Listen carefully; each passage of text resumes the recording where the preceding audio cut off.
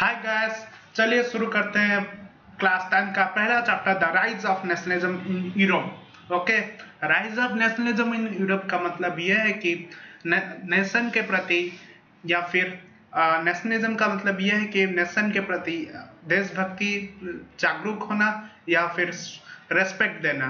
Okay, चलिए शुरू करते हैं। हम मेन टॉपिक्स के ऊपर डायरेक्टली जाएंगे और मैं पूरा का पूरा चैप्टर आपको एक्सप्लेन करूंगा 3-4 पार्ट में। ओके, ये मेरा पहला पार्ट है, तो आगे बढ़ते हैं। The French revolution and the idea of nation. The first clear expression of nationalism came with the French revolution in 1789।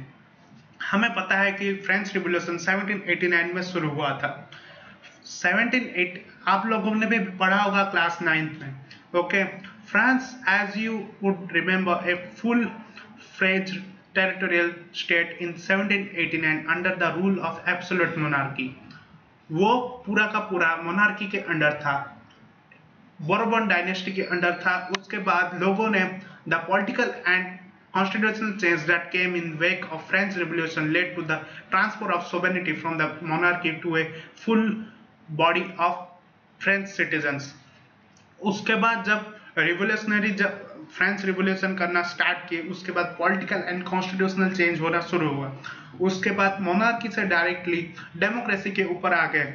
उसके बाद बहुत सारे चेंजेस आए फ्रांस। उसके बाद बहुत from the very beginning the French revolutionary introduce various measures and practices would create a collective identity amongst the French revolution. वो बहुत सारे मेजर्स और प्रैक्टिसेस के ऊपर ध्यान दिए। उसके बाद उन्होंने आइडिया अडॉप्ट किया ले पैट्री द फादरलैंड। उन्होंने बोला कि ये हमारा फादरलैंड है, हम इस देश को कभी भी नहीं छोड़ेंगे। और ले सिटियन the citizen emphasize the notion of united community enjoying equal rights under a constitution. उन्होंने बोला कि कॉन्स्टिट्यूशन के अंडर हम इक्वल राइट्स एंजॉय करेंगे, सब के सब लोग एंजॉय करेंगे। The new French flag the try colour, उन्होंने फ्रेंच फ्लैग को भी बदल दिया, ट्राई कलर फ्लैग, आपको पता ही होगा। was chosen to replace the former royal standard. उन्होंने पुराना वाला फ्लैग को चेंज करके नया वाला फ्लैग इंट्रोड्यूस कर दिया, ट्राई कलर वाला फ्लैग। उसके बाद state general was elected by the body of active citizens and renamed the national assembly. उसके बाद स्टेट जनरल जो थे उन्होंने एक्टिव उनको इलेक्ट किया गया था बॉडी ऑफ एक्टिव सिटीजन्स, मतलब जो सिटीजन्स थे उन्होंने इलेक्ट किया था स्टेट जनरल को। और उसके बाद नेशनल असेंबली एक नया फॉर्म किया गया। उसके बाद न्यू हेमेंस वर कंपोज, मतलब नया नेशनल एंथम कंपोज हुआ। ऑथ्स टेकन, मतलब शपथ लिए गए। Martyrs commemorated all in the name of nation, मतलब जो शहीद हुए थे नेशन के लिए उनके लिए।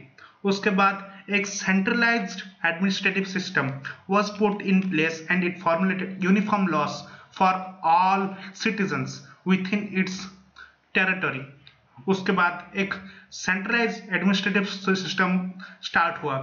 उसके अंडर में सब यूनिफॉर्म लॉस में जाएंगे, मतलब जो सबके सब यूनिफॉर्म लॉस को फॉलो करेंगे सिटीजन्स, मतलब सबके लिए राइट टू अपॉर्चुनिटीज होगा, राइट टू वोट होगा, कुछ भी कर सकते हैं, मतलब सबको इक्वल अपॉर्चुनिटीज मिलेगा।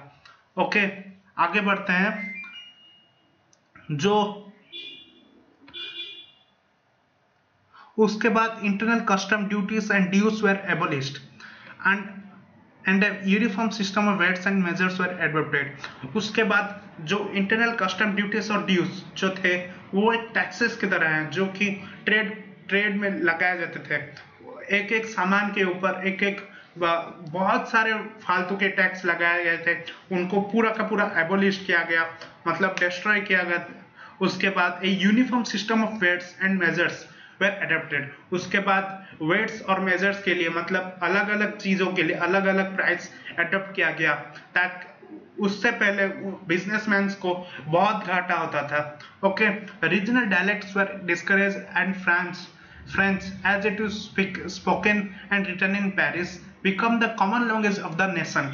उसके बाद फ्रेंच सब लोग बोलते थे फ्रांस में, spoken and written in Paris में भी, इसीलिए कॉमन लैंग्वेज चुना गया नेशन के लिए और वो बन गया national language. Okay, the revolutionary further declared that it was a mission and the descent of French nation to liberate the peoples of Europe from despotism. In other words, to help other people of Europe to become nations.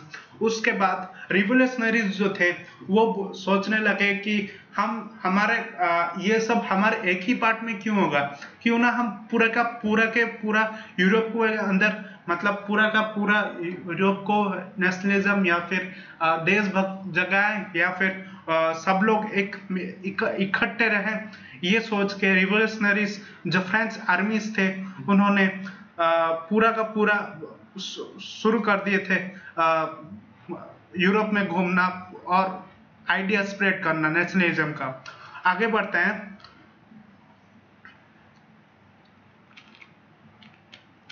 पर ये ज्यादातर democracy का समय France के लिए ज्यादा समय तक नहीं चला, क्योंकि ये सब सिर्फ 10 साल के लिए था, 1789 से 1799। उसके बाद आए थे 1799 में नेपोलियन ने आके बोला क्या भाई बहुत हो गया डेमोक्रेसी, आप जाओ, अभी हमारा रूल फिर से शुरू होगा मोनार्की का। Napoleon set about introducing many of the reforms that he already introduced in France. उन्होंने बहुत सारा रिफॉर्म शुरू कर दिया था और उन्होंने पूरा का पूरा डेमोक्रेसी को डिस्ट्रॉय कर दिया फ्रांस में। और उसके बाद the administrative head incorporated revolutionary principles in order to make the whole system more rational and efficient. उन्होंने पूरा का पूरा एडमिनिस्ट्रेटिव सिस्टम्स को भी अपने अंडर ले लिया और उसके बाद शुरू कर दिया अपना राज, नेपोलियन का राज। उसके बाद उन्होंने सिविल कोड ऑफ 1804 और आप लोग वो भी बोलते होंगे नेपोलिक कोड, उन्होंने कर दिया स्टार्ट। और उनका नेपोलियन बहुत मतलब एक मिक्स्ड नॉस्टैल्जिक कैरेक्टर थे, मतलब कुछ लोग अलग अच्छा भी बोलते थे और कुछ लोग बुरा भी बोलते थे, क्योंकि वो दोनों किए थे, अच्छा भी किए थे और बुरा भी। अच्छा ये किए थे कि उन्होंने बोला था कि did away all the privileges based on birth, establish equality before the law and secure the right to property. और उन्होंने ये बोला कि पूरा लॉ के अंडर सब इक्वल है, कोई भी नाइट्स या फिर कोई भी पीजेंट्स अलग नहीं है, सबके लिए लॉ एक ही है। But this code was exported regions to under the French control. उन्होंने बोला इसलिए किया था कि उनके अंडर फ्रेंच का पूरा कंट्रोल आ जाए। In the Dutch Republic in Switzerland, in Italy and Germany, Napoleon simplified administrative divisions, abolished the feudal system and freed prisons for serfdom and monarchical dears। और उन्होंने बहुत सारे जगहों पर Dutch Republic, Switzerland, Italy and Germany में भी Napoleon ने पूरा का पूरा एडमिनिस्ट्रेटिव सिस्टम में एबोलिश कर दिया फ्यूडल सिस्टम को, जो टैक्सेस हैं, वेरियस टाइप्स के टैक्सेस हैं और वगैरह वगैरह, और सर्फडम मतलब जो बॉन्डेज लेबरर्स थे उन्हें भी पूरा का पूरा एबोलिश कर दिया। Okay, in the towns to guild restrictions were removed. Town में भी जो गिल्ड रिस्ट्रिक्शंस थे वो भी रिमूव कर दिए। Transport and communication were very improved. इनके अंडर ट्रांसपोर्ट एंड कम्युनिकेशन बहुत इंप्रूव हुआ था। Okay, partition, peasants, artisans, workers and new businessman enjoyed a new found freedom. उन्होंने जो पीजेंट्स थे, आर्टिसन थे, बिजनेसमैन थे, उनको एक अच्छा सा फ्रीडम मिल गया था। Businessmen and small scale producers of goods in particular began to realise the uniform laws, standardised weights and measures and a common national currency could facilitate the movement and exchange of goods and capital from one region to another.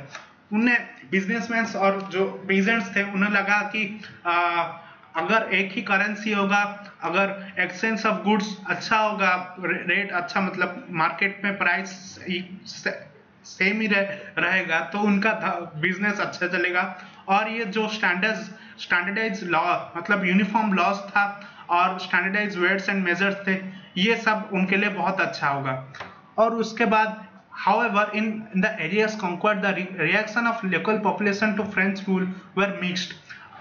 जो Napoleon का rule था वो French लोगों के लिए वो mix ही था, मतलब जो फीलिंग्स मतलब रिएक्शंस था वो मिक्स ही था। Initially in many places such as Holland and Switzerland as well as the certain cities in Brussels, जो बेल्जियम में है, Mainz, Milan, Warsaw, the French armies were welcomed as harbingers of liberty, but the initial enthusiasm soon turned to hostility as it became clear the new administrative arrangements did not go hand in hand with political freedom. Increased taxation, censorship, forced conscription into French armies required conquer the rest of Europe all seems to be overweight the advantage of administrative changes। इस सब का पूरा मतलब यह है कि जब और इस यहाँ पे बुरा होना स्टार्ट हो गया था नेपोलियन का, मतलब जो बकवास रूल्स थे उनका स्टार्ट हो गया था। उन्होंने बोला कि हम पूरा का पूरा यूरोप को अंडर में रह जाएंगे, ले लेंगे, और उसके लिए उनके अच्छा सा आर्मी भी होना चाहिए उसके पास। इसीलिए उसने फोर्स किया कि हर एक फैमिली से कम एक बंदा या फिर एक मेंबर वो फ्रेंच के आर्मी में, मेरे आर्मी में रहना ही होगा। और उसके बाद उन्होंने टैक्स भी इंक्रीज कर दिया और वुमेन से राइट भी छीन लिए। अरे वो क्या बोल रहा था यार, वहां पे बोल रहा है कि सब इक्वलिटी के अंडर रहे और यहाँ पे वुमेन का राइट टू वोट छीन लिया।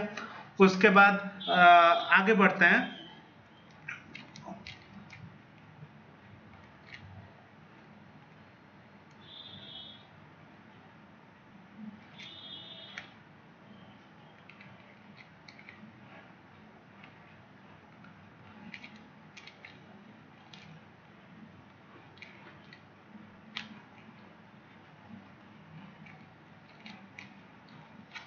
और वो बोला कि पूरा का यूरोप को अंडर में ले जाएंगे, पर वहां पे थे रशिया, प्रूसिया, ब्रिटेन, ऑस्ट्रिया, ये चारों के चारों बोल रहे थे अरे ये क्या नेपोलियन है वो हमें अंडर में लेगा। ये चारों लोग मिलके नेपोलियन को हरा दिए 1815 रिवोल्ट में। और उसके बाद एक ट्रीटी ऑफ वियना भी साइन हुआ 1815 में।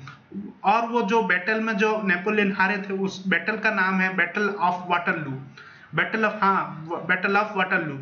ओके, और इसमें और भी कई सारे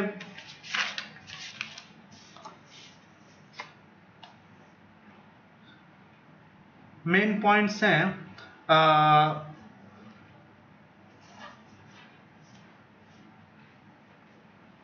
और उसने और एक उसका बैड पॉइंट ये था कि नेपोलियन का कि सेंसरशिप, उसने सेंसरशिप कर दिया था कि वो चाहता था कि कोई भी मेरे बारे में गलत ना बोले, गलत ना सुने, गलत ना देखे। ओके, और वो चाहता था कि सब लोग उसके बारे में अच्छा ही बोले। ओके, बस गाइस अब देखो, पहले 1789 में मोनार्की से डेमोक्रेसी हुआ, उसके बाद डेमोक्रेसी से 10 साल चला 1799 तक, उसके बाद 1799 से 1850 तक मोनार्की। क्या आपको लगता है कि 1815 के बाद फिर से डेमोक्रेसी हुआ होगा या फिर मोनार्की? तो जुड़े रहिए हमारे साथ और वेट कीजिए, अगले वीडियो में मैं आपको पूरा का पूरा चैप्टर और एक हाफ समझाऊंगा। और बस आज के लिए बस इतना ही। Thank you. अगर आपको ये वीडियो अच्छा लगा तो लाइक कर दीजिए। Thank you guys for watching this video. I hope you like it. So stay safe, stay in home and stay healthy. जय हिंद, जय भारत।